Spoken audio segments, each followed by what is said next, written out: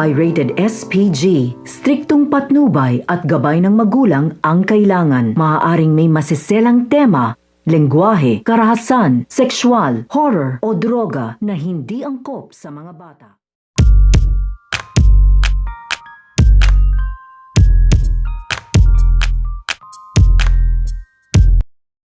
Ang pagpapatuloy sa paghaharap nito nga ni Carlo Dalisay, Mariano, Lily, Renato at ito nga si Arturo ay nagaganap na nga ngayon. Kaya naman sa kanilang pagkikita ay pag-uusapan nga nila dito kung ano nga ang kondisyon nito nga daw ni Carlo Dalisay at kung ano nga daw ba ang dahilan kung bakit nakipagkita nga daw sila dito nga daw sa kanila. Kaya nga ito nga si Carlo ay sinasabi nga na dito na makipag-usap nga daw sila dito nga daw sa mga media at sabihin nga daw nila dito na hindi nga daw sila masamang tao at linisin nga daw nila dito ang kanilang mga pangalan at ang kanyang grupo. Pero hindi nga dito tinatanggap ito nga ni Lily at ito nga ni Renato ang pinag-uutos nga sa kanya nito nga ni Carlo Dalisay dahil mali nga daw dito ang kanyang sinasabi. Dahil makapahamak nga daw sila dito pag yun nga daw ang sinabi nila at pag sinunod nga daw nila dito ang kanyang kagustuhan. Kaya nga ito nga si Carlo ay binantaan nga dito ito nga si Lily at ito nga si Renato na wag nga daw nilang hayaan na ito nga daw si Carlo at ito nga daw si Mariano